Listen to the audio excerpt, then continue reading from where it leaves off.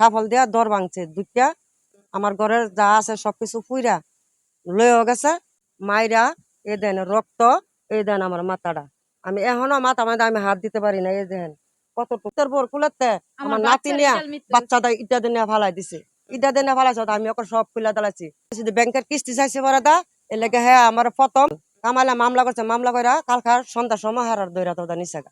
নরসিংদীর রায়পুরা উপজেলায় কিস্তির টাকা চাওয়াকে কেন্দ্র করে গভীর রাতে রাবেয়া বেগম নামে এক নারীর বাড়িতে হামলা, ভাঙচুর ও লুটপাটের অভিযোগ উঠেছে। এ ঘটনায় ওই নারী গুরুতর আহত হয়েছেন। বৃহস্পতিবার ৯ জানুয়ারি রাতে উপজেলার আদিয়াবাদ ইউনিয়নের নয়াচর গ্রামে এ ঘটনা ঘটে। ভুক্তভোগী রাবেয়া বেগম জানান, হামলাকারীরা তাকে মাথায় আঘাত করে আহত করেন এবং ঘরে থাকা নগদ টাকা ও স্বর্ণালঙ্কার লুট করে নিয়ে যান। রাবেয়া বেগম অভিযোগ করে আরও জানা, প্রায় ২ মাস আগে ভাগ্নেয়ী স্বামী কামাল উদ্দিনকে বিভিন্ন সময়ে কিস্তির মাধ্যমে লক্ষাধিক টাকা ধার দেন তিনি। সম্প্রতি ওই টাকা ফেরত চাইলে কামাল উদ্দিন ক্ষিপ্ত হয়ে কয়েকজনকে সঙ্গে নিয়ে তার বাড়িতে হামলা চালান। এ সময় হামলাকারীরা ঘরের আসবাবপত্র ভাঙচুর, পাসপোর্ট নষ্ট এবং ঘরের ভেতরে অগ্নিসংযোগ করেন বলে অভিযোগ করেন তিনি। এদিকে কামাল উদ্দিনের দায়ের করা একটি মিথ্যা মামলায় ভুক্তভোগীর স্বামী ও ছেলেকে পুলিশ গ্রেপ্তার করেছে বলে জানা গেছে। খবর পেয়ে ঘটনাস্থল পরিদর্শন শেষে রায়পুরা থানার উপনিরীক্ষক এসআই মেহেদি হাসান বলেন, ঘটনাস্থলে গিয়ে ঘরের ভেতরে অগ্নিসংযোগের আলামত পাওয়া গেছে। তবে এ ঘটনায় এখনও থানায় কোনো লিখিত অভিযোগ পাওয়া যায়নি। অভিযোগ পেলে আইনগত ব্যবস্থা গ্রহণ করা হবে। হঠাৎ করে রাত্রে সাফল দিয়ে বাইরের থেকে দরজা বাইরে মনে করেন দরজার থেকে আলগিতে দরজা ভাঙ্গা লাগছে। ভাঙ্গিয়া হঠাৎ করে ঘরে ঢুকে আগে আমার শাশুড়িরে ধরছে, দুইরা আমার কোলেতে আমার বাচ্চারে টান্দা নিয়ে আমার গলা ছড়ি ধরছে। দুইরা ধরার পরে কইতাছে যে কিনা তোরা চিকের করলে বাচ্চারা মাইরালাম, তোরারও মাইরালাম। কত মেয়ে আগে টাকাগুলা নিছে, টাকা নিছে আমার আর আমার শাশুড়ি শৈলেতেও স্বর্ণ খোয়াইছে, ইয়াতেও খোয়াইছে। স্বর্ণ নিছে 2 ভরি টাকা নিছে। আমার শ্বশুরে ফাস্টফুড বাই করছে, একটা ফাস্টফুড ব্যাগ আছে, এই ব্যাগটা পুরাটা ফুরিয়া লাইছে। টিকেট, ফাস্টফুড এগুলো সবটা ফুরিয়া লাইছে। আছে ঘরের মধ্যে বিদেশি মাল বুঝেন না, 1.5 লাখ টাকার উপরে মাল নিছে হেরা।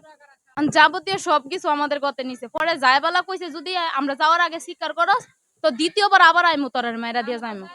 আয়না মাইনা ভাঙছে, আগুন লাগাইছে, কাপড় বাচ্চার কাপড়গুলা ফালাইছে। পরে আমার শাশুড়ি কাপড় ফালাইছে, আমার কাপড় বলছে ফুরিয়া লাইছে। আমি চিনছি, আমিও চিনছি, আমার শাশুড়ি চিন্না যখন আমার শাশুড়ি আগে চিনছে। চিন্না কইতাছে হাসান কাজটা ভালো করতেছ। আমিও চিন্না লাইছি, মুখ খোয়া লাইছে, মুখ কাপড় দা বান্ধাইছে। হ্যাঁ সবাই কাপড় দা মুখ বান্ধাইছে। আমরা চাইতেছি হ্যাঁ আইনের আটক নেক আর সুস্থ বিচার করো। নিশ্চয়তা দিয়া এভাবে দিয়া তবে এটা ভাঙছে। ভাঙ্গা তারপর আমার ঘরের ভিতরে ঢুকছে। দোয়ার পরে দা আমার চুরি ধরছে।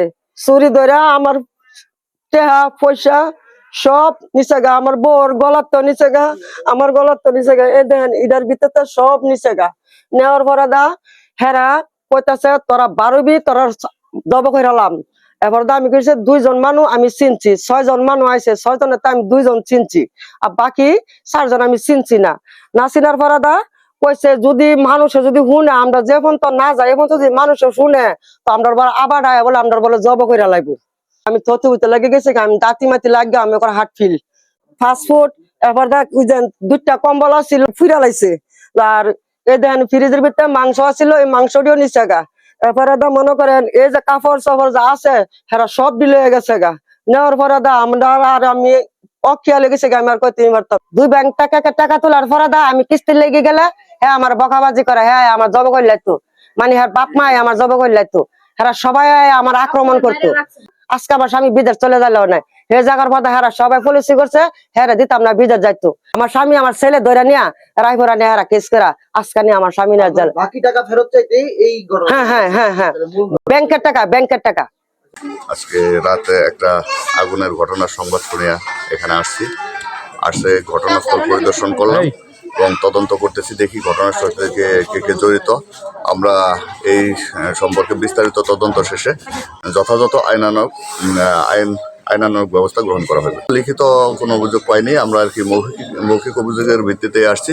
আমি দেখলাম যে ভিতরে আগুনের পোড়ার আলামত আছে, ভাঙচুরের আলামত আছে।